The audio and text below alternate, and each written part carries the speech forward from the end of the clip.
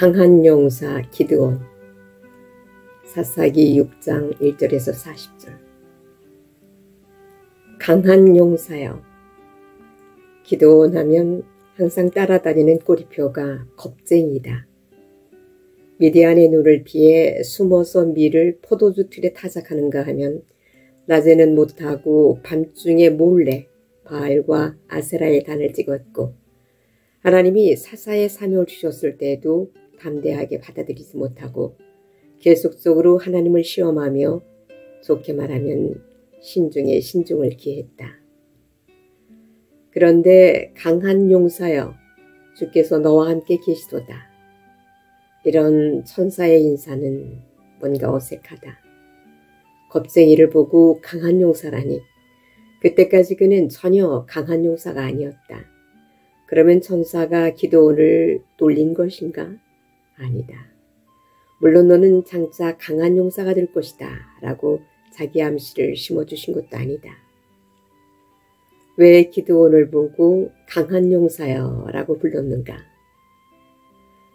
주님이 기드온과 함께 계시기 때문이었다. 그 시점부터 주님이 강력하게 그와 함께 하실 것이기 때문이었다. 오늘날에도 누가 강한 용사인가?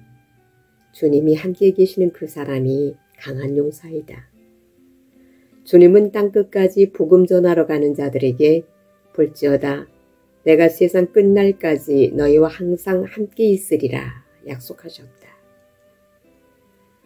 그러므로 오늘도 땅끝까지 가서 복음 전하는 자들은 강한 용사이다. 나는 강한 용사가 아닌데요. 천사가 기드온을 향해 강한 용사여 라고 불렀을 때 기드온은 자신이 진짜 강한 용사라고 전혀 인정할 수 없었다. 그는 그때까지 군사훈련을 받은 유능한 젊은 장교도 아니었고 게릴라 부대를 조직해서 미디안과 싸워본 적도 없는 일개 농사꾼이었다. 그는 돈이 많아 사병 집단을 거느릴 만한 지방 토후도 아니었고 인기와 지명도가 높은 정치인도 아니었다. 그냥 평범한 농사꾼이었다. 보소서, 나의 집은 므낫세 중에 극히 약하고 나는 내 아비 집에서 제일 작은 자니이다. 기드온은 자기 자신이 스스로 약하고 제일 작은 자로 생각했다. 그런데 주님은 천사를 통해 강한 자의 정의를 분명히 가르쳐 주셨다. 주님이 너와 함께 계시니까 너는 강한 용사라는 것이다. 오늘 나는 강한 용사인가? 나는 강하신 하나님이 함께 하시는 사람인가? 하나님이 나와 함께 하신다는 확신이 없으면 오늘 세상에 사는 모든 사람은 사실은 약한 자이다. 아무리 권세, 부귀, 능력, 군사가 많아도 사실은 약한 자이다. 세상과 싸울 힘이 없고 하나님 나라를 위해 싸울 힘을 다 잃어버린 약한 자이다. 제 아무리 목소리를 높이고 어깨를 들썩이며 강한 채 하더라도 주님이 나와 함께 하신다는 약속이 없으면 사실은 약한 자이다. 무엇보다 약한 자는 자기와의 싸움에서 진다. 자기 육신과 싸울 힘이 없고 작은 시험이 닥쳐도 굴복해버린다. 여러분, 핑계대지 마시라. 나는 여자라서, 요즘 벌이가 시원찮아서, 나는 체구가 왜소해서, 배운 것이 너무 초라해서, 나는 뒤에서 봐주는 사람이 없어서, 이게 다 핑계다. 사실은 주님이 자기와 강하게 함께 하시지 않기 때문에 자기 스스로 약하게 느끼는 것이다.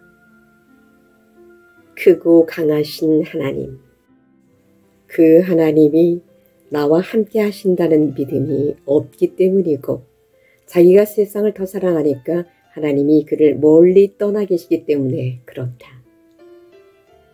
하나님은 기드온에게 초능력을 주시지 않으셨다. 하늘에서 불을 내리는 등의 초자연적인 기적을 행하는 능력을 주시지 않으셨다. 대신에 주님이 너와 함께 계시도다. 이 약속만 주셨다. 기드온만 그런 것이 아니라 다른 인물도 마찬가지다. 아브라함, 이삭, 야곱, 요셉, 모세, 여호수아, 사무엘, 다윗 등 여러분 성경을 읽어보시라. 주님이 그와 함께 계신다. 그래서 그가 형통하더라 하는 말씀은 위의 인물들에게 공통적으로 발견된다. 오늘 우리도 마찬가지다. 하나님이 우리를 부르시고 우리에게 주시는 약속이 무엇인가? 내가 너와 함께 하리이다. 이다. 그러므로 자꾸 무슨 신비한 능력 구하려고 애쓰지 마시라. 주시면 받겠지만 그런 신비한 능력을 억지로 구할 필요는 없다. 연약한 사람 기드온, 그러나 순종. 연약한 기드온은 주님이 자기와 함께 하신다는 약속을 곧바로 믿지 않았다. 오늘날 나처럼 연약한 믿음의 소유자라는 뜻이다. 그는 말씀을 듣고 믿지 않고 표적을 구하면서 2번이나 주님을 시험했다. 표적을 봐야 믿겠다는 연약한 믿음의 소유자였다. 그런 연약한 혹은 보통 믿음의 사람이 어쩌면 책망받아 마땅한 사람이 히브리서 11장의 믿음의 본으로 기록되어 있다. 그럼 그의 믿음을 살펴보자. 예배하는 믿음. 기드온이 여호와를 위하여 거기서 단을 쌓고 이름을 여호와 살롬이라 하였더라. 기드온은 자기와 대면해서 말하는 사람이 주의 천사임을 깨닫자 즉시로 거기서 제단을 쌓고 하나님께 예배를 드렸다.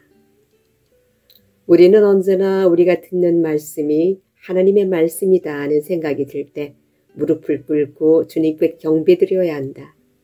우리는 성경을 읽다가 설교를 듣다가 기드온이 천사의 음성인 줄 깨달은 것처럼 갑자기 지금 내가 듣는 것이 하나님의 말씀이다 하는 생각이 들 때 즉시로 하나님께 예배드리며 영광을 돌려야 한다.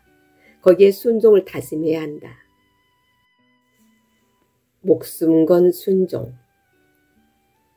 이에 기드온이 종 열을 드리고 여호와의 말씀하신 대로 행하되 아비의 가족과 그 성읍 사람들을 두려워하므로 이 일을 감히 백주에 행하지 못하고 밤에 행하니라. 하나님은 그때 기드온에게 바알과 아세라의 단을 휘파하라는 지시를 내리셨다. 이 일은 결코 쉬운 일이 아니었다. 극단적으로 말하면 사회질서 파괴범이 되고 지역사회에서 죽임을 당할 일이었다. 내 아들을 끌어내라. 그는 당연히 죽을지니. 기드온의 집안 자체가 바알을 숭배하는 집이었다. 그러므로 자기 집안에서조차 쫓겨날 처지였다. 기드온은 동네 사람들이 두려워서 그 일을 밤에 몰래 행한다. 비록 약한 믿음이었지만 주님이 말씀하시니 거기에 순종했다. 이렇게 어려운 명령이지만 기꺼이 순종하면 성령의 기름 부으심이 강하게 임하는데 목숨 건 순종 후에 성령의 기름 부음이 뒤따르다. 여호와의 신이 기드온에게 강림하시니 기드온이 나팔을 불매 아비에셀 족속이 다 모여서 그를 쫓고 성령이 기드온에게 강하게 임하자 겁쟁이 기드온이 그냥 나팔을 불어버렸다. 그는 불고 나서 즉시 내가 돌았나? 제정신인가? 잠시나마 그렇게 생각했을 것이다. 이성적으로 생각하면 제 무덤 제갑한 것이다. 그런데 성령이 강하게 그에게 임하시니 그 겁쟁이가 진짜 강한 용사가 되어서 전쟁을 대비해 군대를 소집하고 있다. 성령이 감동하시는 대로 그냥 나팔을 불어버렸다. 또 성령 하나님께 순종했다. 마치는 말. 단순한 순종의 사람 기드온. 하나님은 때때로 소심하고 겁이 많고 연약하고 주저하는 사람도 불러 사용하신다. 하나님이 이스라엘 전체를 샅샅이 뒤져서 찾아내신 사람이 담대하고 지략이 뛰어나고 무예에 능하고 집안도 훌륭한 그런 자가 아니었다. 우리 생각에는 그런 사람을 뽑을 것 같은데 기드온은 원래 겁쟁이며 연약한 심성의 사람, 보통 믿음의 소유자였다. 하나님이 너무 완벽한 사람만 골라서 쓰신다고 생각하지 마시라. 비록 좀 부족한 점들이 있더라도 하나님은 쓰신다. 기꺼이 목숨 바쳐 순종할 자세가 되어 있는 사람이라면 하나님은 단순한 순종의 사람을 쓰신다. 하나님이 쓰실 사람을 찾으시고 뽑으실 때는 기드온의 경우를 볼 때 그 명령에 믿고 순종해서 나아갈 사람을 뽑으신다. 기드온은 주님이 말씀하시니 단순하게 나갔다. 그는 자기가 동네 사람들에게 잡혀 죽을 수도 있었지만 하나님이 명령하시니 바알과 아세라의 단을 부셔버렸다. 그 다음에 하나님의 영이 임하시니 나팔을 불어버렸다. 뒷감당, 책임질 것, 치밀한 계산, 이런저런 것 재거나 일일이 따지지 않았다. 단순하게 죽으면 죽으리라며 밀고 나갔다. 정말 하나님이 함께 하심을 믿고 나갔고 그래서 진짜 강한 용사가 되어버렸다. 그런데 신기하게 3만 명이 자기를 따라서 일어났고 더욱 신기하게 300명으로 10만 군대를 대항해서 대승을 거둔다. 순종할 때 하나님이 도우시는 것이다. 여러분, 우리가 가급적 공부도 많이 해야 한다. 또는 연륜을 통해 노련한 경험을 가진 사람도 필요하다. 그런데 때로 하나님은 단순한 믿음의 소유자를 찾으신다. 하나님이 명령하시면 앞, 뒤 재지 않고 일단 순종해버리는 사람을 찾으신다. 그가 바로 기드온이었다. 오늘날의 기드온은 어디에 있는가?